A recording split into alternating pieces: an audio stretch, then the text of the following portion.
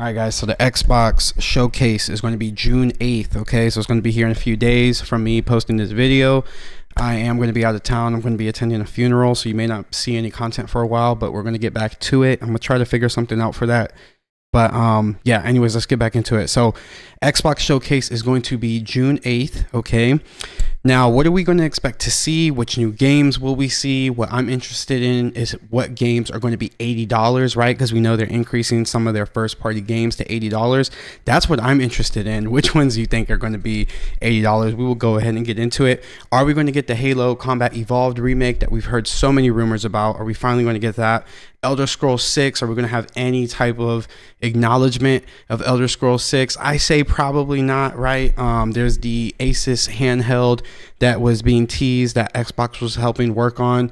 And we're also going to go over an article that kind of talks about handhelds and where they're at in the market and where they want to go. So let's get into it, man. How do I think the showcase is going to pan out? Well, I don't know. I want to get into this article first before we get into that. Because this article basically goes over how the first party handheld that Xbox had or that they were focused on is being sidelined for now. So that way they can double down. Specifically, what I want to get into is the Windows 11 PC gaming optimization, right? And the reason why I want to go in on that part is because it might help us understand exactly what Xbox is trying to do or how they're trying to maneuver going forward. We know that the Xbox has not been selling well, especially compared to the PlayStation, right? PlayStation is the console everyone wants. It's the platform to be on. We all know this, right? It's not a fact of, is Xbox better? Do they have better features? Do they have better compatibility? They have all these games, right? It's not the fact of that. It's the fact that PlayStation has a bigger share of the market, right? They're more dominant. And it seems to be going more in PlayStation's favor, as the years progress. So obviously Xbox is going to pivot, but now they have a huge problem with Steam OS because Steam and Steam OS is giving Xbox trouble in an area where they usually were by themselves. They didn't have to worry about PlayStation. PlayStation has their PS Vita, but they don't have any operating systems that they can put on these third-party devices, on these handheld devices, these gaming devices. They don't get any revenue from that. They just have not the PS Vita. I said PS Vita. They have the portable PlayStation device that can stream to someone's PS5, right? So that's PlayStation's version of that, but they're not, as far as we know right now in the foreseeable future, they're not going to be putting any of their operating systems onto a third-party device like how Microsoft and Xbox can with Windows, with the Windows platform. And we know that they're heavily integrated into the Windows platform. They want to be integrated into that Windows platform because they want Xbox to be everywhere. They want Xbox to be the place you can play anywhere. If you can't play it on Windows, then it's like, what the fuck is the point of it, right? But that's the problem I want to bring up. Windows has a lot of fucking problems when it comes to gaming. And take this from someone who's been gaming on Windows for probably the past 12, 15 years. It has a shit ton of problems. It's always had problems. And when Xbox added the app and they started integrating it more and they came out with a Game Pass version for the PC by itself respectively, I was like, okay, they're finally understanding that they need to put some type of focus onto their operating system, onto the Windows platform itself, not just their hardware, right? And now it's almost like a 180. Now they're ditching the Xbox. They're not even focusing on it anymore, it seems like, right? Maybe this handheld version in the future, but now they're trying to really dial in on that Windows experience, that operating system experience. And to me, I feel like it's a little bit too late because we've seen the Steam operating system is put onto some of these devices like the Legion Go Pro, and it outperforms the same exact device that has Windows on it. So it's like, to me, it feels like it's a little bit late. And I understand where Microsoft is coming from, because if you try to come out with a competitor for the Steam Deck, right? Because you have Windows as an operating system. You can browse the web. You can access your PC games. Maybe you can stream from your PC. They find a way to integrate that with like the Xbox app or something. If you're trying to compete there, but your performance is worse just off the operating system alone, no one's buying your console. Nobody is buying your console, right? So it makes sense that they want to focus on that. But I wonder, are we going to see any of that in the Xbox showcase? Is any of that going to populate? Is any of that going to matter? I don't know. I genuinely don't know. I genuinely don't know what we're going to see. But I think we will see some new games. Hopefully, we will see more Fable. I think Fable is going to be one of Microsoft's first $80 games. I think that might be one of their first. I want to see that Halo Combat Evolved remake. And the Halo Combat Evolved remake, if it's true, especially if it's done in the Unreal Engine, that one's going to be a bit of a conundrum for Microsoft, right? Because you have Bethesda, who just came out with their Oblivion remake, or remaster. It was called remastered, right? But we all agree it's a remake because it looks completely fucking different.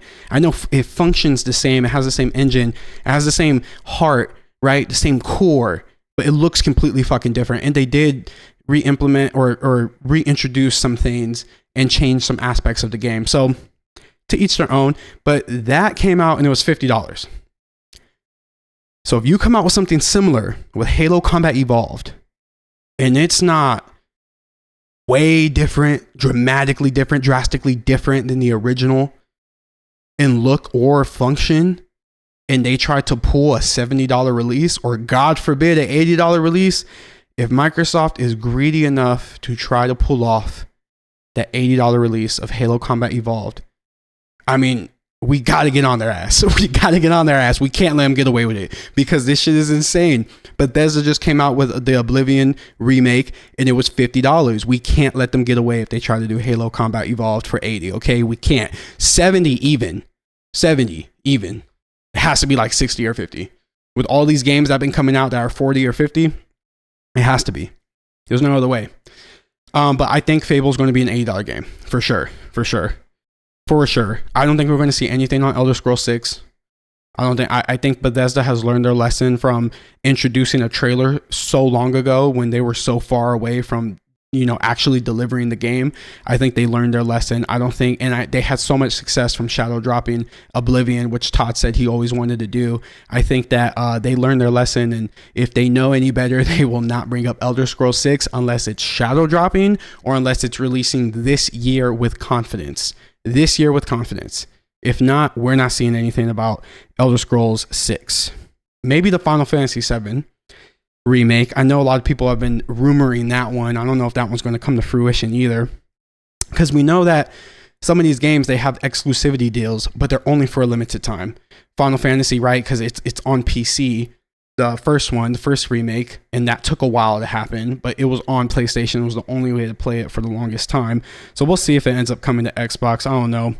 I'm not really holding my breath for that though, to be honest. And I'm more interested though in new hardware aside from their handheld. If they're not going to bring up the Asus handheld or their own handheld, are they doing anything different for their actual Xbox? I feel like they kind of abandoned it in the fucking water. Especially because they increase prices across the board when they know that the sales are already bad. Your sales are already bad and you increase prices. Like, what the fuck do you think is going to happen? I don't know, man. We got to get different people to run this company. I swear when the people who run these companies like make these decisions, it's to me sometimes it just seems like, how the fuck are you so blind that you can't see that that's a dumbass decision? You know what I mean? Like, I don't know. Am I the only one? Am I tripping? I feel like it's almost common sense, but it must not be, because so many executives and so many people who make these decisions, they just fuck it up. Are they just too old? Do they just not understand the gaming market? Do they not understand what gamers want? I genuinely don't know. We need to get to the bottom of it. We need to try figuring this out. But I think we might see the showcase be a mix of showing their prioritization on Windows 11 gaming. Maybe they talk about the handheld market and their future in it. Maybe. I think they're gonna open up with Fable, right? Might drop the price tag, $80. Get it out the way.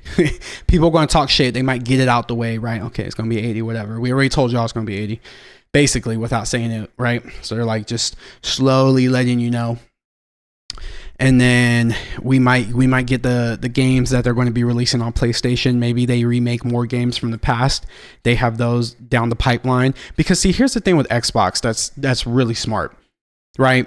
And I can't be mad at them because it is smart on a business level. So they're obviously They really want you to buy Game Pass. They want you to be bought into Game Pass. And if you're on PlayStation, you don't have the ability, or you don't have a PC where you can get Game Pass as well, you don't have an Xbox where you can get Game Pass, your other option is you can have our game, but it's going to be for whatever price we put it at. So let's say they start putting all of their first party games that they're going to allow PlayStation players to buy. You have to buy it for $80. You have to buy this.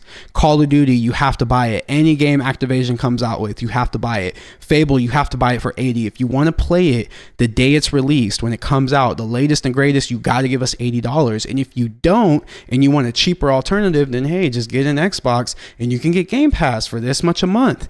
That way, look at how much money you save on games. I feel like that's where they're going, but either way, they win. If you're a PlayStation player who says, I don't mind buying the game because I'm getting the game and it's going to be mine, I don't have to pay monthly for it. I'm not the biggest fan of you paying money monthly to pay games. Just not me, not my cup of tea. If it's for you, cool. But I think a majority of us should have some type of ownership of games. And I know when it comes to these online shopping sites like Steam or Xbox or PlayStation, these stores, right? I know these online libraries, they basically aren't ours anyway. But I'm just against that. I feel like we shouldn't be there, right? It shouldn't be a subscription. We should have some type of ownership, right? And I know that's the constant battle, the constant argument. But I don't know, man. I feel like that's where they're hurting everybody. They're hurting everybody into that Game Pass. We want you to get that Game Pass, and if not, you're going to pay. You're going to pay the price. So I'm excited to see what's going to go on, man. Xbox needs to fight back, but now they have two battles they have to fight. They have to deal with PlayStation, with the actual console market, the physical consoles, and now when it comes to the handheld market, which they were trying to get into to kind of get away from PlayStation, but also, back up their talk that you can play anywhere on Xbox. Like, look, we have these handhelds. You can play on your PC. You can have an Xbox at home. We have a cheaper version of the Xbox, right? That runs on 1440p instead of 4K. That's their thing. You can play everywhere. But when SteamOS is annihilating you on the same exact devices with the same exact specs, and the only thing that's different is that this device has SteamOS and this other device has Windows, I mean, it's a no-brainer. People are going to pick the performance 90% of the time. They're going to pick the performance. I know I would pick the performance. I know there was a conversation where people were talking about if SteamOS is able to get put onto an actual PC and it can replace Windows, even for productivity and day-to-day, like you can download applications and stuff of that nature, it might be over for Windows and Xbox until they get their shit together. And it's been a long time coming. They just needed a competitor because it's always been shit. It's always been shit. But I don't want to go too much. I have to get ready for this flight. Like I said, I'm gonna be out of town for a while for this funeral. So I don't know if I'm gonna be making any videos. I'm gonna try. I'm gonna see what I can do. But if you made it this far, I appreciate you for making it. And I appreciate you for showing love. Please like, comment, subscribe, drop a comment. If you made it this far, comment. If you made it this far, comment what the helly. All right, guys. See y'all later. Have a great day.